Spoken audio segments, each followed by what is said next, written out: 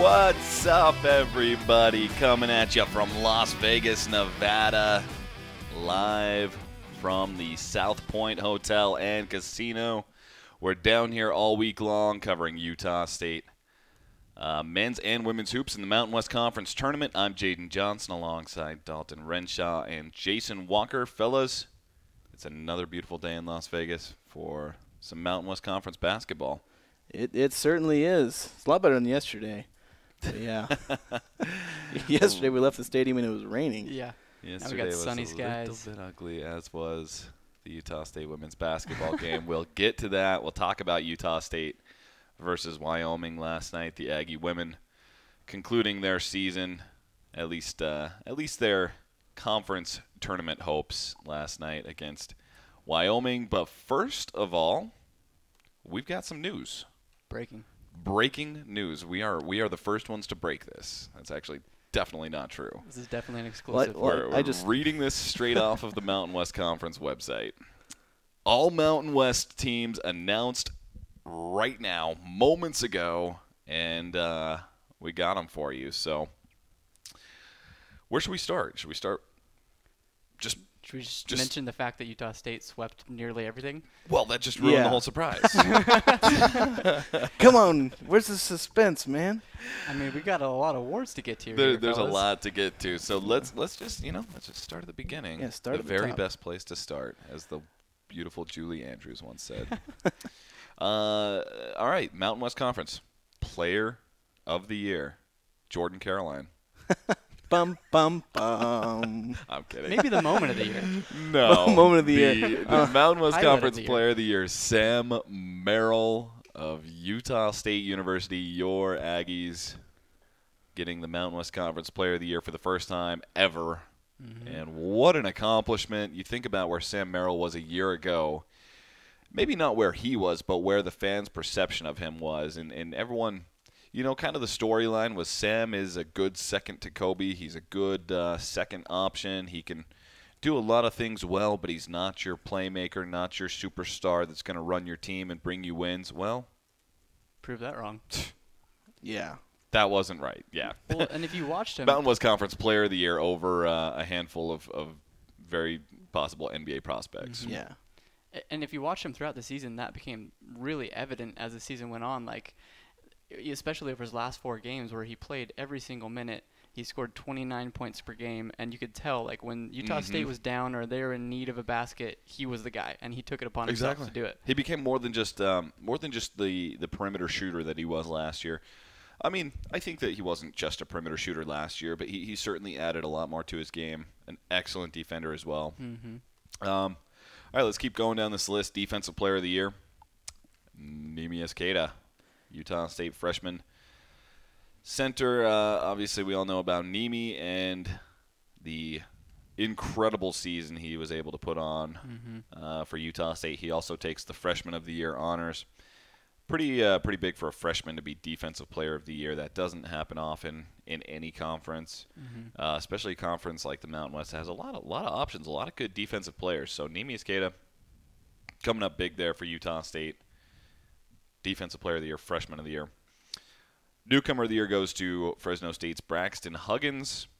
Not really anybody that Utah State could have had in that category. I doubt. No. I don't think there was even a nomination. That goes to the best addition to your team, the best transfer player, essentially. The only player I think who could have even been on the list would have been John Knight, but he's not even on the roster anymore. So, right. I mean, you're right in that Utah State didn't even have an eligible player at the end of the season for that award.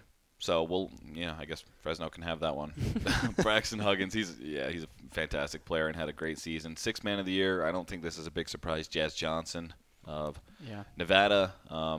That's who my prediction would have been. I'm sure, Utah State maybe had a player or two nominated. Yeah, well, I think Diogo Brito would have been nominated. Sure. And I know in the media awards they sent out, he got like 3 votes out of I'm not sure 11, how many. I believe. Sure. Yeah, but definitely Jazz Johnson, Hard to argue I think, was better. He had the better stats, and advanced stats kind of favored him too. So Diogo Brito, certainly second place and worthy of the award, but Jazz Johnson obviously had a better season and on a really good team as well. And the Coach of the Year, I'd like to see the voting because I have to imagine this was unanimous. Yeah. Craig Smith of Utah State. So Utah State picks up 4 of the 6 major awards. They were only eligible for 5 of the 6, and they got 4 of those 5. Player of the Year, Defensive Player of the Year, Freshman of the Year, and Coach of the Year. And, I know these things don't matter as much as wins and losses, but it sure makes it a whole lot more fun for Utah State fans. Let's take a look down the list at the All-Mountain West teams. The first team, Nico Carvacho. We were just talking about him before this radio show. Nico Carvacho, one of my favorite players in the conference to watch, an absolute baller from Colorado State. Deshaun Taylor of Fresno State, Jordan Caroline of Nevada, and Caleb Martin of Nevada, along with Sam Merrill. So that's your Mountain West first team. Second team, Braxton Huggins of Fresno State, along with San Diego State's Jalen McDaniels and Devin Watson. Nimi Esqueda, the freshman, making the All-Mountain West second team. He is the only freshman on any of the 3 Mountain West teams. I'm looking right now. I think he's one of just 2 underclassmen he is one of just 2 underclassmen along with Jalen McDaniels on any of the 3 Mountain West teams. And then Justin James rounding that out. The third team, Lavelle Scotty of Air Force, Justinian Jessup of Boise State, Cody Martin of Nevada, Anthony Mathis of New Mexico, and Chris Clyburn of UNLV. Your honorable mention selections, Ryan Swan of Air Force, Derek Alston of Boise State, Colorado State's J.D. Page, and Fresno State's Nate Grimes. And I'm not going to go through the whole all-defense team, but I'll give you a hint. Nimi Esqueda's on there. Yeah, I'd imagine so. It'd be weird if he wasn't on there. The Defensive Player of the Year doesn't make the all-defense team.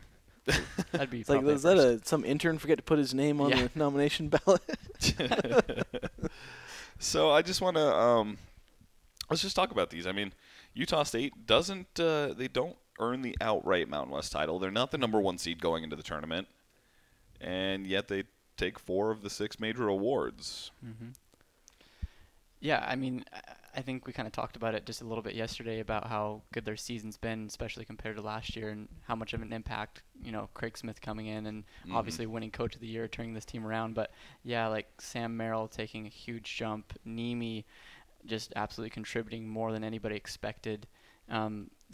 It's hard to argue that, as good as Nevada's been this year, that Utah State's not right up there with them as, obviously co-conference champions, but the skill level of this team is just absolutely insane. Yeah, if you ask me right now to give a power rankings of the conference, it'd be tough to still put Utah State above Nevada. I know they split the regular season. Utah State won in Logan right at the end of the season.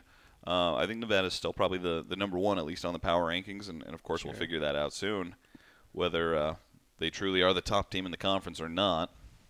However, Nevada, they just don't have 1 or 2 players that particularly stand out statistic-wise, and maybe that's a good thing. They're maybe a more balanced team. It's almost it's certainly not. I don't think a slant on Nevada that they only got 1 of these awards.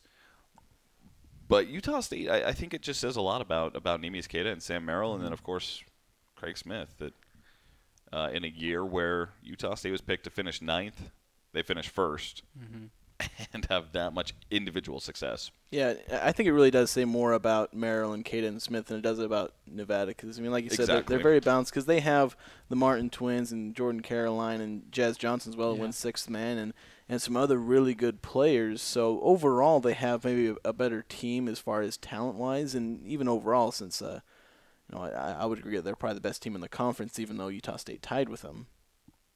But yeah, just you look at the years that Merrill and Cada had, there really wasn't a question about it, I think. I think there was a question as far as Player of the Year. I think that's more up for debate, not so much Cada and Smith's awards. Well, we talked about this yesterday. Sorry to cut you off, no, but we talked about this yesterday, and I think that Smith, there was no way in the world he wasn't winning that award. Now, Musselman's a good coach.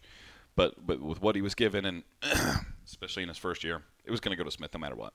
Freshman of the Year, Cada had that locked down a month ago, I think. Yeah. Now, Defensive Player of the Year, I think that was maybe a little bit more up in the air. Player of the Year, you could make an argument on a couple of sides, but it shows these are awards that are voted on entirely by coaches, and it shows the respect of those coaches around the conference that had to go against Utah State. Every single one of them lost to Utah State at some point of the season. Yeah. Well, and we mentioned this yesterday about how Utah State played every team really close throughout the season, but you can also look at the flip side of that and say all these teams had to play Utah State close as well. It's not like there was any kind of walkovers throughout this whole season other than the first game against Nevada. Everything after that was close, and Utah State, like you say, beat every team in the conference. Yeah, exactly. So, obviously, individual awards don't win you championships, and the Aggies are entirely focused on coming out to Vegas. I know they're making the trip down here today, probably checking in here at the South Point here in the next hour or two. And now the focus is 100% on winning the outright Mountain West Conference title, getting an automatic bid. Now, in your estimations, let's say worst case scenario. Let's say Utah State comes out, drops the first round. We'll talk about some potential matchups coming up here. You think they come out, they drop the first round. Do you feel like Utah State is still in the NCAA tournament? Well, they dropped from a dang near sure thing to maybe one of the last 4 in, I'd say. And they'd probably end up falling. Right now they have potential to be as high as a 7 seed. That's, real ceiling for them. But they drop probably all the way to maybe an 11 or a 12, or maybe even at worst a 13. I wish I could be in the minds of some of the selection committee, but they definitely drop into the, those 5-12, 6-11 matchups. Mm-hmm. It's not just that they lost and went out in the tournament. It's who they'd end up losing to. It's either Nevada or New Mexico or Wyoming. Right. So it's kind of a double whammy. They're losing and losing to somebody you really shouldn't lose to. Right. Well, and I almost think that the perception of losing to New Mexico might be a little bit more favorable than losing to Wyoming as well. Yeah. And I think, I might disagree with you a little bit where they might stand, because I think the way that the bubble's kind of shaped out over the last couple weeks, and Utah State having that conference co-championship on their resume, and I've seen some projections putting them all the way up at 7 right now. Before the tournament starts, I think that this team is basically a lock no matter what happens in the conference tournament. Like you're saying, where they fall, that's under some kind of some uncertainty, but I could see this team definitely being no worse than, like you say, maybe an 11 seed at the very worst. It feels about the same way to me. Utah State fans will be sweating a lot on Sunday. Yeah. It feels like, especially knowing the history of the Aggies in the Mountain West or the NCAA tournament, and occasionally being snubbed. Now, hopefully, that won't be the case. And I think a win on Thursday all but guarantees that spot. Yeah. We're going to take a moment to go to break. When we come back, we'll talk about Utah State women's basketball's game last night. We mentioned they lost to Wyoming, ending their tournament hopes. So we'll take a look at that, and then take a look ahead at this Wyoming-New Mexico matchup. The winner will go on to face Utah State, and maybe talk about which of those is a more favorable matchup for Utah State and what you're expecting to see. So thanks for joining us for our Mountain West Conference Tournament special, live from Las Vegas, Nevada. We're down here all week, putting out all kinds of great coverage. Yesterday, a live stream. I guess it wasn't a live stream, but a video that we shot down on the Strip. Put that out, little preview show for that women's game. We'll have those coming throughout the week as well. If you follow Utah Statesman on social media, Facebook and Twitter is where those are posted. So back in a moment with more analysis from Las Vegas, Nevada.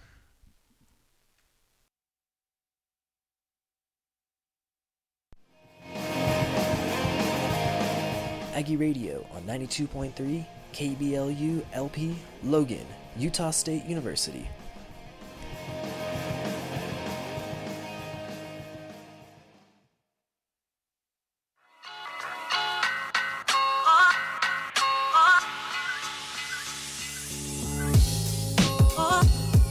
You're listening to Aggie Radio 92.3 KBLU-LP Logan. Discover the alternative.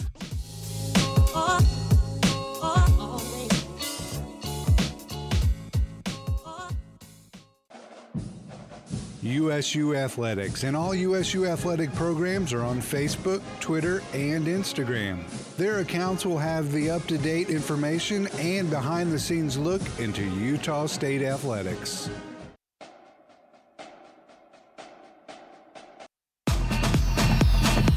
You're listening into 92.3 KBLU-LP Logan.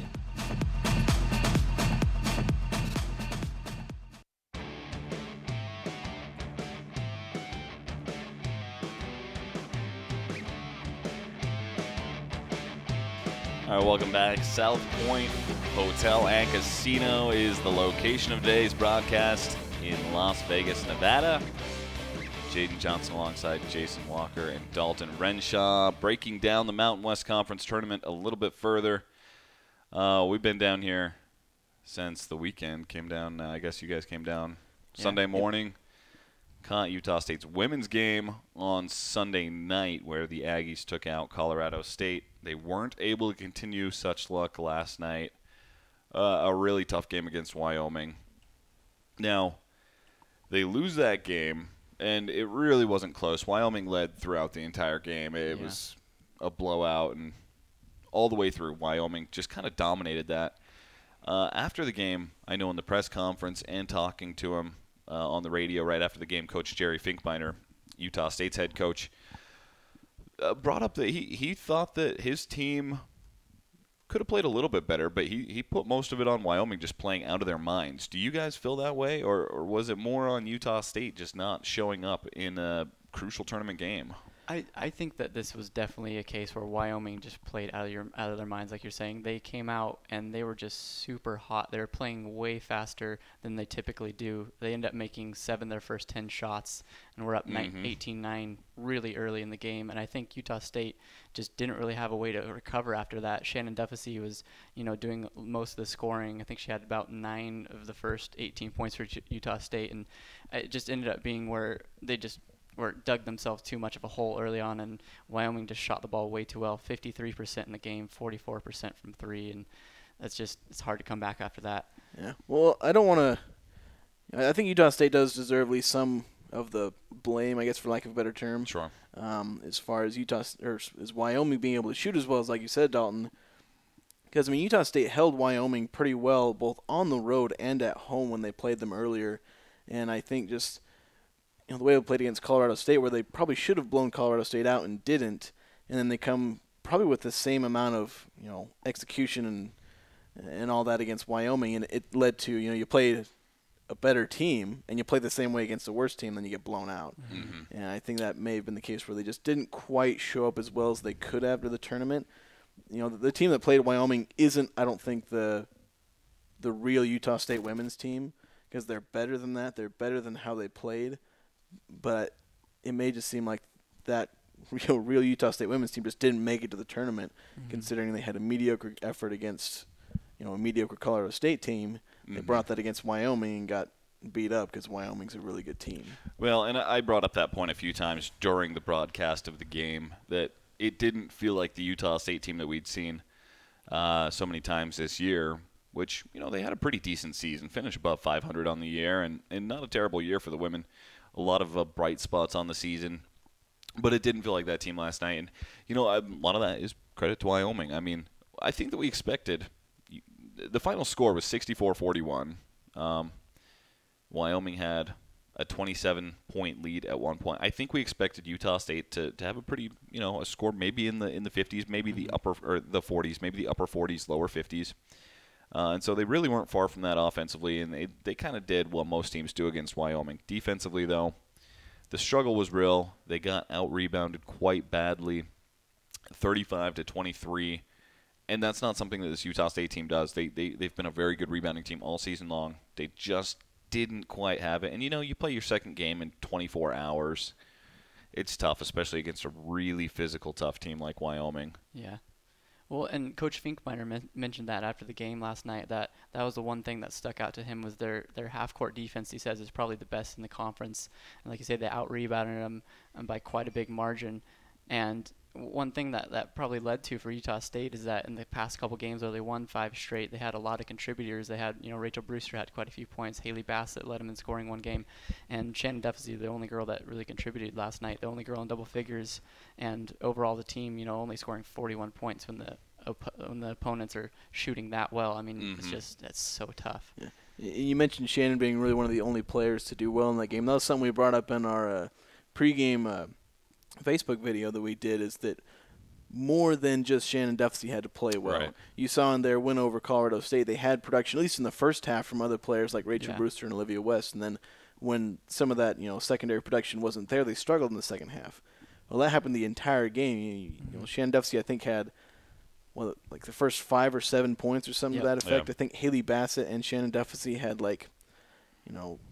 their first 13 points, I think, and it was some ridiculous amount where they were contributing 80 or 90% of the points for most of the first and second quarter. Well, starters not named Shannon Duffy went 6 of 22 from the field in the game. Yeah, he's not going to cut it. Well, Shannon took 20 shots.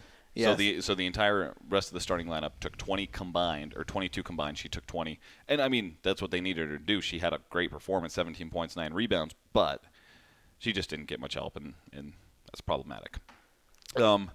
So Utah State's season likely, I don't want to say likely, there's a chance it's over. They do have a possibility of going on to play in the Women's Basketball Invitational. They played there 2 years ago. It's one of the lower tier, kind of smaller women's basketball tournaments, but anytime you can extend your season, I think you take the opportunity to do so, and I know that Coach Finkbeiner is hopeful of that possibility. So maybe we haven't seen the end of this team. I hope not. I'd like to go watch them another time or two, and hopefully, send these seniors out on a win. Yeah. I think that would be, really a lot to this team, where especially you saw Eliza West getting kind of emotional last night when asked about the seniors, and, going out like this. I think to have, another game, like you say, maybe come out on a win would mean a lot for this team. Yeah, I think more tournament experience for this team that hasn't, last year they kind of fell flat on their face in the tournament as well with the loss to Air Force. So, any more experience you can get with a tournament for these girls, most of whom, there's only 2 seniors on the team, so that would be just excellent for, all parties involved, I think. Get the seniors to get to play more, and obviously more basketball for everyone, no matter what, absolutely more basketball. So it'd be a positive, and, who doesn't love more basketball? So. Exactly. All right, so taking a look, a little bit of a change of gears here, taking a look at the men's side of the tournament. Things are getting underway tomorrow. Boise State, the 8 seed, playing Colorado State. The winner of that will go on to face Nevada in the first round. The 7-10 game is New Mexico and Wyoming. Utah State, of course, getting the winner of that. And then the 6-11 game, one of the uglier matchups you could ever have in a conference tournament, Air Force and San Jose State. The winner goes on to play Fresno State in the second round. So just right off the bat, Utah State already knows they have one of 2 opponents. It's going to be New Mexico or it's going to be Wyoming. I think most people's gut would say, I think that Wyoming wins that, or I think that New Mexico wins that. I think that that's probably the team we want to play. However, you look at it, and Wyoming just beat New Mexico a couple of days ago. Yeah, it's tournament season, so really anything can happen. And I know we talked about this yesterday, I believe, and talked about Justin James. Yeah. He's a player that, and like we said yesterday, if he wasn't playing on a team that was a 10 seed in the tournament, he'd be in consideration for Player of the Year. He outscored Sam Merrill, and he had, basically did everything. He probably led Wyoming in almost every one of the major statistical categories.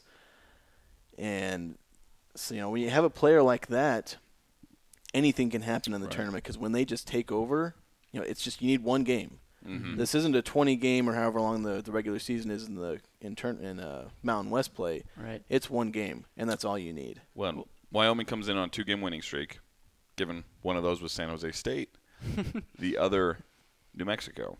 And so they see New Mexico for the second time in a matter of 5 days. They played them on Saturday, beat them 88-81 in Laramie. Well, and I think, you touched on a little bit there, Jason, how if Justin James is maybe playing on a different team in this conference, he'd get a little bit more recognition. I think you saw that by him getting named to the second team, even though he led the conference in scoring this year. And, I think the way that they played against them last time, getting that 88-81 win, Justin James had 28 points in the game. I think, like you're saying, this is not necessarily a pushover for New Mexico to win this game. And right. But kind of on the contrary, I think if you were to see one of these two teams for Utah State in the next round, I think most people would say you'd still want Wyoming, depending on because of how they played throughout the season against Utah State. Both games were, the first game was, the second game in Logan was played a little bit closer in the first half, but they ended up both being, blowouts. Well, you look at Utah State's series against both of these teams. So against Wyoming in Laramie, Utah State went 71-55, their first win in Laramie in a bazillion years. Yeah. And then their second game, as you were talking about, 76-59. So Utah State, 2 very decisive wins over Wyoming. Against New Mexico, not quite the case. In Albuquerque, it's a 68-66 game. Mm-hmm. And then in Logan, 71-55, so a little bit more lopsided there. Looking at that alone, I think any Aggie fan would probably say they want Wyoming. Yeah, definitely, just because New Mexico's got some more talent and more capability of getting hot. Because, Justin James is the one player in Wyoming. Mm-hmm. New Mexico's got 2 people, and I still can't remember. There's Anthony Mathis, and for some reason I still can't remember the other guy's name. The other guy in the backcourt, really good. I don't have New Mexico's roster in front of me, so yeah. We'll stall for time while all of us in the backcourt.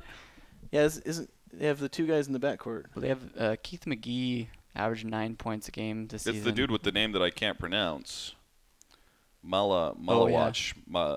I think Malawach. Yeah, that's it. Malawach or something like that. He was good last year. I know who you're talking about. I don't know how to say his name though. Yeah. I guess he's only averaging. He's like the 4th leading scorer. I guess Vance Jackson's the other really big guy for New Mexico. I'm just thinking about last year. I guess. Well, I think both of them went off in the tournament, which helped them get to the conference final. When we were kind of just talking about this with the women's team, where you go out and play Colorado State, and you kind of have to grit out a win to be able to maybe get an easier opponent like Wyoming in that round, and then you're probably going to play Fresno State in the next game, which is going to be, that's going to be a really tough game for them. So to maybe have a little bit easier of a matchup would be probably to the benefit of Utah State. Yeah, it's always more beneficial to have the easier matchup. Yes, so definitely. We'd always so in other words, Fresno State's in good hands. Yeah. So again, taking a look at the bracket, Utah State will play the winner of that New Mexico-Wyoming game. That'll be Thursday night, 6 p.m. Pacific time, 7 p.m. Mountain time. You can of course hear that here on Aggie Radio. The winner of that game will go on to take on Fresno State. I'm just gonna say it. You're just gonna say it. They're gonna beat whoever comes out of that. They'll go on to take on the winner of Fresno State versus Air Force or San Jose State. So they'll go on to take on Fresno State, whoever wins. And that's Friday at 8:30 Pacific time. A tough path, considering Fresno State's a really good team. Mm-hmm. New Mexico's a really good team. Wyoming has been hot as of late. But I think Utah State's got a pretty good shot to make a long run in this tournament. And how much fun would it be for all Aggie fans, everyone in Cache Valley, everyone associated with the university, to have that trophy up in Logan and to watch the Aggies punch a ticket to a high seed in the NCAA tournament. Yeah, see, that would just be absolutely spectacular. I mean, I don't know if we can really fathom what that would mean to this fan base to go from, a couple of underwhelming, disappointing years where they're going through kind of this rebuilding stage, the post-Stu Morrill era, and then suddenly, Craig Smith gets hired, and there was a lot of hope when he got hired. So much hope that, let's give it a couple of years, and this guy's really going to rebuild the program. Fast forward a mere 3 months. Yeah. And we're talking about the potential for Utah State to be holding that trophy. And it's legitimately possible, and we feel like it's, more than almost a coin flip, which, would have given like 500-1 odds at the beginning of the year they actually win the conference or the tournament. Well, and you could just juxtapose the Sunday that Utah State fans might be having, waiting for selection committee to put them in a top seed compared to the last couple of years where, Amazing. Your season basically ends on the Thursday Thursday before. Is it worth it for us to go to the CIT or the Vegas 16 or whatever the tournament may be? All right, let's wrap things up. One final congratulations, especially to Sam Merrill, Mountain West Conference Player of the Year. That is no small task. I'd be interested to see a list of past Mountain West Conference Players of the Year. If only there were a laptop in front of me and I could Google it. There's been some impressive ones. Yeah. But it's a pretty elite fraternity to be named Mountain West Conference Player of the Year. And so Sam Merrill gets a big congratulations to of course, Neemias Queta being the Defensive Player of the Year, the Freshman of the Year, and then Coach Craig Smith as the Head Coach of the Year. Taking a look at some of these past players, Caleb Martin last year, Jean Clavel, I think Aggie fans will remember him, Markel Harris from Fresno State, Derek Marks, boy, Jimmer. Lee Kamar. The thing is, Andrew Bogut. Well, even look at some of the past, I think, Utah State players who've won Conference Player of the Year way back when, mostly in the WAC and Big West. You look at Ty Wesley, Gary Wilkinson, J.C. Carroll, Eric Franson, Greg Grant, and I never heard of this guy, Dean Hunger, I think was his name. I don't know, he's back in way back in the 1980 in the Big West.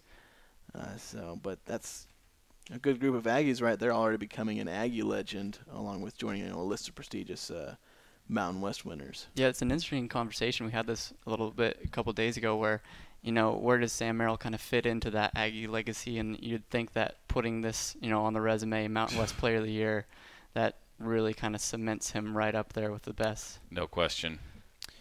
All right, Utah State in action tomorrow. No. Thursday night. Thursday. It's still got Tuesday. One more day in Vegas. Time blends together in Las Vegas. I tell you what. No, time is going at a crawl right now. I feel like it's next Saturday and it's only Tuesday. Thursday night, 6 o'clock p.m. Pacific time, 7 o'clock in Utah. Again, here on Aggie Radio and AggieRadio.com. Gentlemen, it's been a pleasure. Been fun. Always. I'm Jaden Johnson. This is Jason Walker, Dalton Renshaw. Follow us all week long for our coverage of the Mountain West Conference Tournament on Twitter, at JadenJohnson00. At the JWalk67. At DRun_sports. And, of course, the Utah Statesman and USUstatesman.com. We got all kinds of good stuff in store for you. All right, hope you enjoy your afternoon. We'll see you later. Go Aggies.